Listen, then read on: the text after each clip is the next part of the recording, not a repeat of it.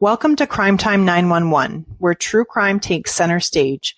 I'm Mel, and together we'll dive deep into real cases, uncover chilling details, and explore the darker side of the human nature. If you live for the twists, the mystery, and the pursuit of justice, you're in the right place. Hit that subscribe or follow button and turn on those notifications so you don't miss out. Now let's get into it. Today's episode is about one of the most tragic and frustrating cases in Canadian history, the Highway of Tears in British Columbia. The Highway of Tears is a 719-kilometer section of Highway 16 between Prince George and Prince Rupert in British Columbia. 23 First Nations border this highway. This area is known for its poverty and didn't have adequate public transportation until 2017, which is why many locals resorted to hitchhiking to get around. In 1970, when the highway was complete, Highway 16 became the location of many crimes against women, most of whom were Indigenous. The exact number of women who have either disappeared or have been murdered along Highway 16 has been disputed. The RCMP has confirmed 18 murders and disappearances in their list of Highway of Tears cases dating from 1969 to 2013. This list also includes women who have disappeared from Highways 97 and 5. Of these 18 victims, 10 are Indigenous women. However, Indigenous groups state that this number is highly misleading because it only reflects the disappearances and murders that have happened in the specific area around these highways. The real number in northern British Columbia exceeds 40.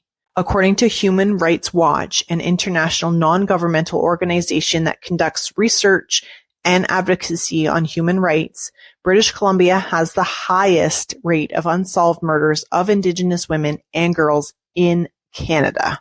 This problem is not unique to just British Columbia. In 2015, an inquiry into missing and murdered Indigenous women and girls was launched by the Canadian federal government. At that time, Carolyn Bennett, who is now the Federal Minister of Crown Indigenous Relations Canada, claimed that the number of murdered and missing Indigenous women and girls in Canada is over 1,200. Honestly, I knew that the numbers for missing and murdered Indigenous women and girls was high, but it wasn't until I started researching for this episode that I realized how widespread this issue is. I'm considering doing another episode just to spread the word on Indigenous women and girls and their disappearances. So if that's something that you would like to see in the future, please let me know. Theories of the crimes over the years and the limited progress in identifying suspects include poverty, substance abuse, widespread DV, and the disruption of families due to the foster care system and the Canadian residential school. Poverty in itself typically leads to low rates of vehicle ownership. Therefore, hitchhiking might be the only way for some to travel long distances to see family, friends, or even go to work, school, or to seek medical treatment. Another reason that could have resulted in these many unsolved disappearances and murders is that the area is largely isolated and remote. Soft soil in the area would make it easier to bury victims, and carnivorous animals may also carry human remains away. In addition to this area did not receive cell phone service until December of 2024. Now let's take a closer look at the victims of the Highway of Tears. And I just want to say ahead of time that I apologize for any mispronunciations of words or locations. Gloria Moody, who is 27, is the first known victim of the Highway of Tears. In October 1969, Gloria went on vacation with family to Williams Lake. A day later, her nude body was found by hunters on a cattle trail approximately 10 kilometers west of Williams Lake. Her clothing was laying nearby, and she had been beaten. There were also signs of SA. It was determined that she had bled to death. It took 3 decades for any suspects to emerge, but no one was ever charged in the murder. The suspects have all now passed away, and the murder still remains unsolved. Micheline Pear, who was 18, was originally from Quebec. She had been in the Hudson's Hope area in British Columbia. Micheline was seen hitchhiking through the area. Allegedly, 2 women picked her up and dropped her off at the gates of Tompkins Ranch on Highway 20. On August 8, 1970, Micheline's body was found approximately 21 kilometers away. It was determined that she had been beaten with a blunt object, and it was believed that she had also been SA'd. Gail Ways was 19 and was last seen on October 19, 1973, while finishing up her shift as a service station attendant. She wanted to go to her parents' house in Kamloops, but didn't have a ride. So she ended up hitchhiking from Clearwater. Her body wouldn't be discovered until 6 months later in a ditch along Highway 5. Pamela Darlington had just turned 19 on October 21, 1973. She was last seen on November 6 in 1973. It's believed that she vanished while hitchhiking to a local bar. The next day, her partly clothed, beaten body was found in the Thompson River at Pioneer Park in Kamloops. Colleen McMillan was 16 when she disappeared while hitchhiking along Highway 97 near Lac La Hache in 1974. Colleen had been on her way to visit friends. Her body was found off a logging road, 46 kilometers south of where she had last been seen. On September 25, 2012, the RCMP said that the DNA of Bobby Jack Fowler was found on Colleen's body. Authorities stated that he is a strong suspect in the cases of Gail Way and Pamela Darlington as well. Monica Ignace, who was 14, was believed to be trying to get home when she was last seen at approximately 11 p.m. on December 13, 1974, in Thornhill. She was walking alone in a snowstorm. On April 6, 1975, her body was found in a gravel pit of a densely wooded area east of Terrace near Selgar Forest Service Road. 2 witnesses reported seeing a car pulled over on the side of the road the night Monica vanished. They saw a man and what looked like a girl inside the vehicle. Monica had been strangled. Another 12-year-old, Monica Jack, was last seen on May 6, 1978, while riding her bike down Highway 16 near the Nicola Ranch in Merritt, BC. Her bike was located a day after she had disappeared. Her remains wouldn't be found until June 2, 1995. In December 2014, Gary Taylor Hanlon was charged in the first-degree murder of Monica. I couldn't even imagine what either one of these mothers must have been feeling, especially of Monica Jack. Like, that is a long time to go without knowing what had happened to your poor child. Maureen Mosey, who was 33, was hitchhiking on Highway 1 towards Kamloops on May 8, 1981, when she disappeared. Her body was later found on Highway 97, about 16 kilometers east of Kamloops. Shelley Ann Bascu was last seen walking down Highway 16 while heading to her home on May 3, 1983. She called her mom to let her know she was on her way home and asked her to make her something to eat. Shelley Ann never made it home. Some of her clothing, as well as a library book, were located along Highway 40 near the Athabasca River. Alberta Gail Williams, who was 24, went missing early in the morning of August 26, 1989. She was last seen at a pub called Popeyes that used to be in Prince Rupert by her sister Claudia. Alberta had said she was going to a house party. On September 16, 1989, her nude body was found 37 kilometers east of Prince Rupert near the Tyee Overpass. She had been strangled and essayed. An RCMP officer had noted that before Alberta's body had been found, bloody clothing that resembled the same clothes Alberta had been reported wearing the night she disappeared were found near the ferry terminal in Prince Rupert. The clothing was seized and likely destroyed. It is theorized that the RCMP didn't take the evidence seriously because there had been no body found yet. Seriously, why would the RCMP just disregard bloody clothing? That in itself should be suspicious. Unless it was just a tiny little couple of dots or something that might have just indicated a minor cut or a nosebleed, fine, whatever. But I feel like in a murder, it probably had a lot more blood than just a few drops, and it should have raised a lot more suspicions than it apparently did. Cecilia Ann Nicol was 15 at the time of her disappearance. She was last seen in October of 1989. Her last known location isn't entirely clear. Some reported she was last seen in the area of Smithers near Highway 16, but family reports that she may have moved to Vancouver. Cecilia had a cousin named Roberta who was murdered. Now, the one thing I have troubles with is a 15-year-old, again, I don't know the family dynamics of these people, but I can't see just passing off and saying, oh, my 15-year-old decided to move to Vancouver Island. That is insane to me. Delphine Ann Camilla Nicole, 15, vanished on June 13, 1990. She was last seen hitchhiking on Highway 16 and King Street on her way home. At approximately 10 p.m., Delphine called her uncle to tell him that she was on her way home from Smithers. Delphine is also the cousin of Cecilia Ann Nicole. Now, that's 2 missing girls and 1 murder girls in this family. That kind of raises suspicions or makes me wonder that is there somebody in the family that was involved or at least a close family member? Like that's too many in the same general family. 16-year-old Ramona Lisa Wilson was hitchhiking from Smithers to go to a dance and stay with friends in Hazleton on June 11, 1994.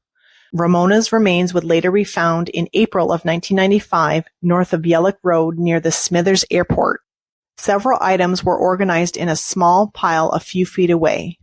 Other items nearby included a half-buried section of rope, 3 interlocking nylon ties or zip ties, and a small pink water pistol.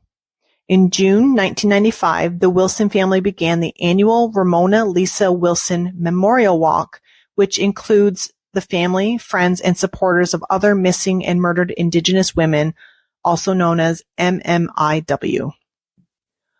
Roxanne Thierra, who was 15, went missing in Prince George on the long weekend in July 1994. She worked as a sex worker and had told her friends that she was going out with a customer. She went around the corner of a building and was never heard from again. Her body would be located on August 17, 1994, in a bush along Highway 16, 6 kilometers east of Burns Lake.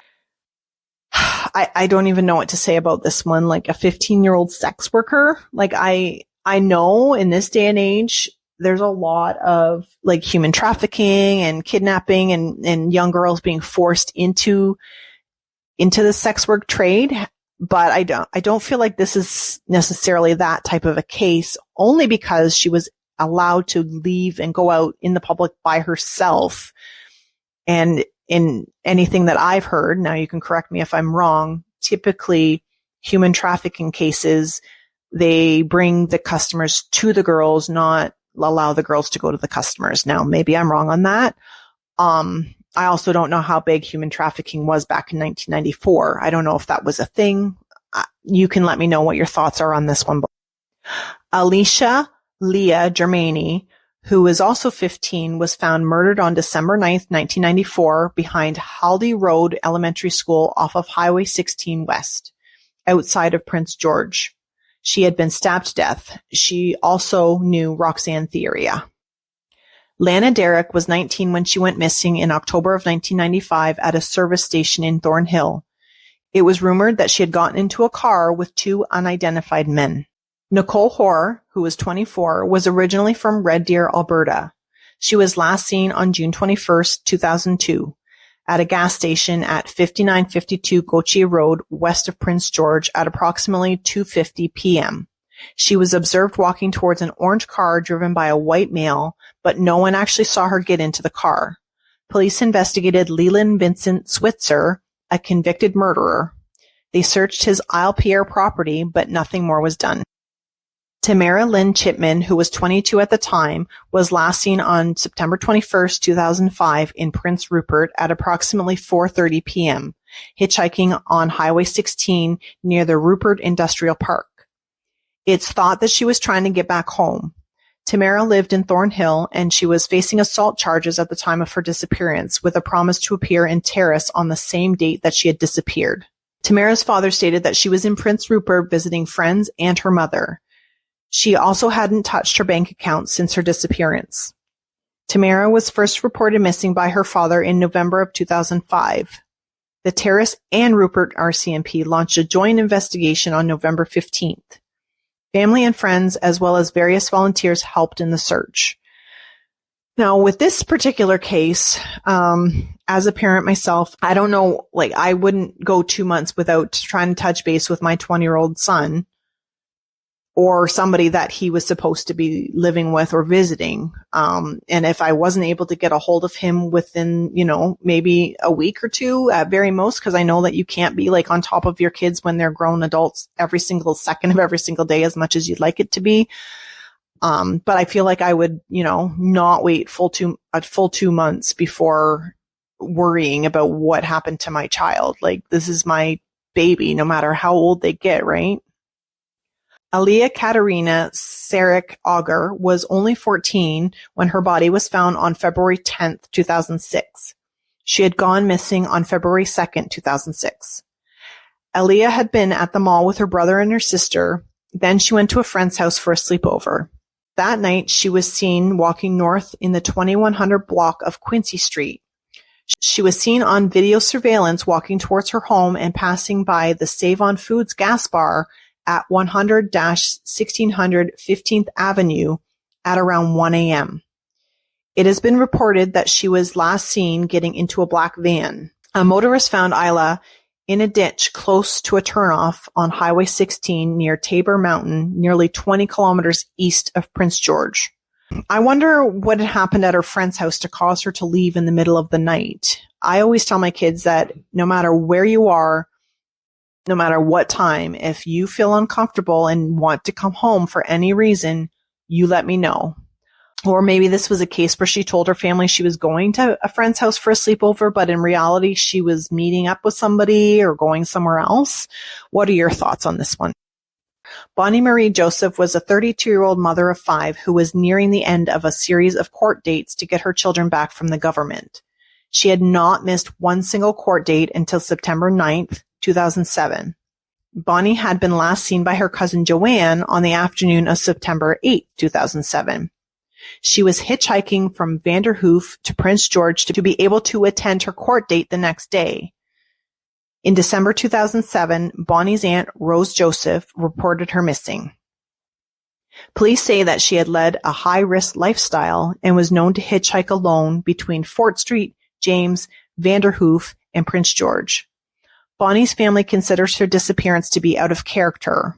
Her cousin Vanessa Joseph stated that Bonnie's wallet and ID were found near a lake with an uncashed check still inside it. Jill Stacy Stuchenko was a 35-year-old mother of 5. She was known to be involved in sex work. Jill's body was found in October 2009 in a gravel pit outside Prince George. Her cause of death was multiple blows to the head. 23-year-old Natasha Lynn Montgomery was last heard from on August 26, 2010, when she called her parents to touch base. She was also known to be involved in sex work. Although her body was never located, her DNA was found on serial killer Cody Lejibakoff's shorts, hoodie, and an axe in his apartment. Cynthia Frances Mass was another 35-year-old sex worker. She was last seen on September 10, 2010 in the Juniper Street and 19th Avenue area in Prince George. Cynthia's family reported her missing on September 23rd after she did not check in with them. Her remains were found in Elsie Gun Park near Prince George by RCMP Corporal Kent McNeil on October 9th, 2010. Cynthia's cause of death was blunt force trauma, and she had penetrating wounds to her chest as well as defensive wounds indicating she fought back. Her skull was allegedly almost completely skeletonized and detached from her body at the time it was located. Now, I don't know a lot about decomposition of bodies, but she was only found a month after she disappeared, so I feel like that is awfully quick for her skull to be skeletonized or almost completely skeletonized. Although I guess other factors would have to be taken into consideration, like insects, animals, maybe even the temperature. I don't know. Although, like in September, October, like typically it's not very warm. So I feel like with the cooler temperatures that would slow down decomposition. I don't know. What are your thoughts on that? Cody Lejibakoff was arrested on November 27, 2010 and convicted of first degree in the deaths of Lauren Dawn Leslie, Jill Stacy Stuchenko, Cynthia Frances Mass, and Natasha Lynn Montgomery. Lejibakoff was only 21 at the time of his arrest. 20-year-old and considered a serial killer, that is crazy to me, only because, like, yes, I've heard of young teenagers or even children murdering or killing other children, but they typically don't get to murder or kill more than one person before they're eventually caught, or, maybe they don't get the thrill or whatever it was that they felt that they were going to get out of it and they just don't do it again.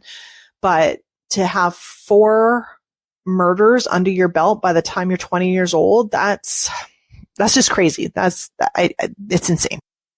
Destiny Ray Tom was 21 when her lifeless body was found on March 23, 2013, outside of a home on the Nadli Wuten First Nation in northern BC. This young mother was severely beaten. In February 2015, Garrett Stephen George was charged with second-degree murder.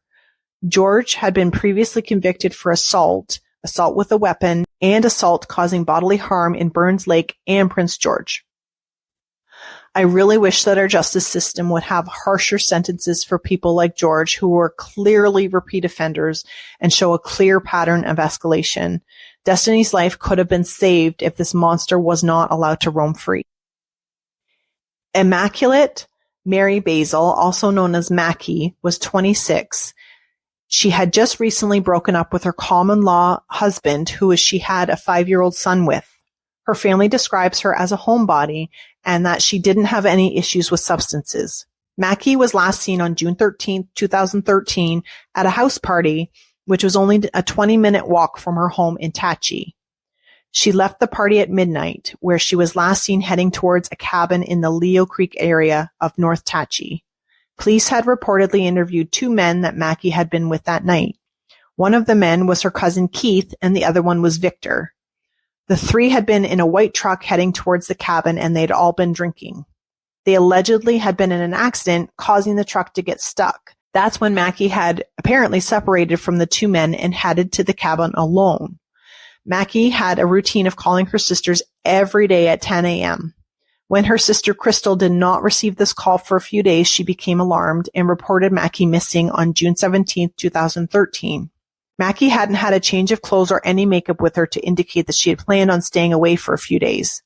The family stated that her disappearance is out of character. Police report that both Keith and Victor had been cooperative and a polygraph test had been conducted on them.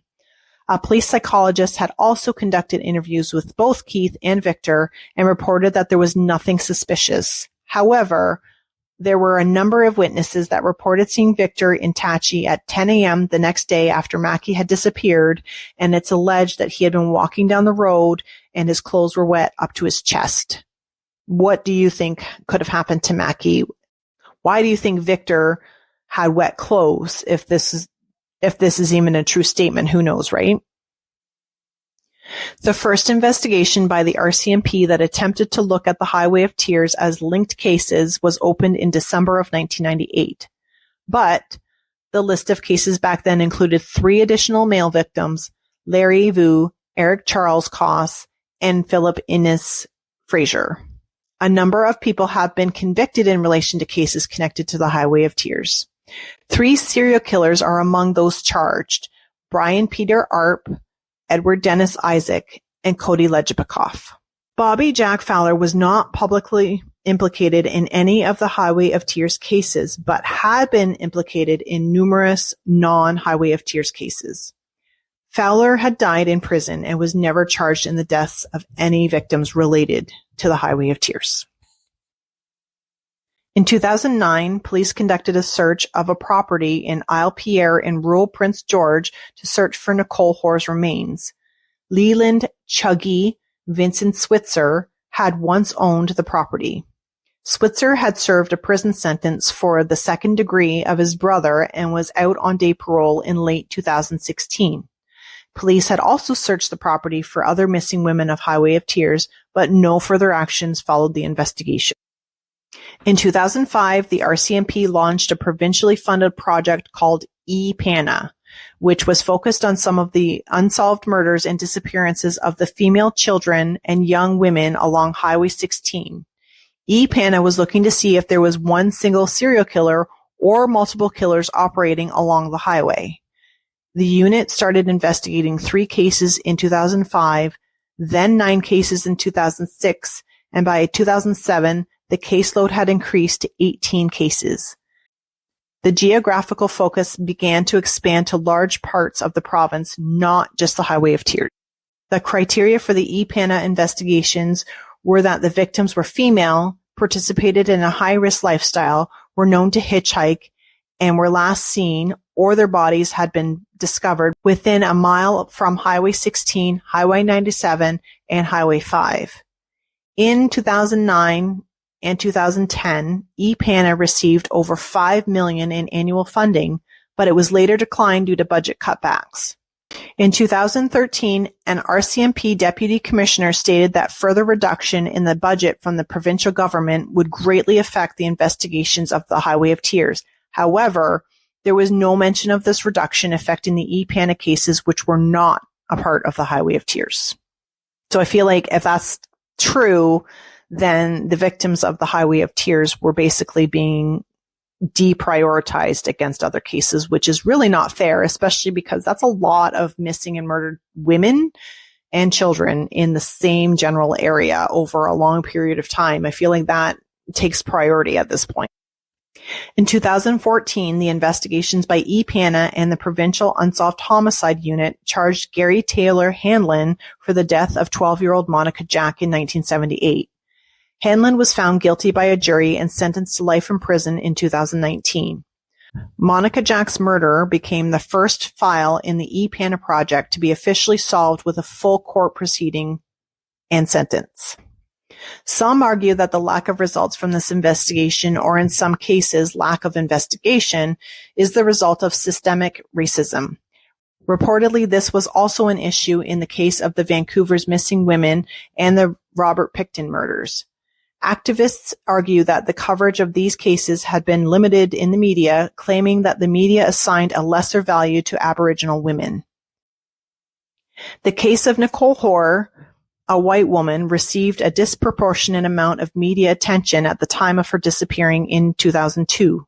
Nicole's case was the first Highway of Tears case to be covered in the Globe and Mail, Vancouver Sun, and the Edmonton Journal.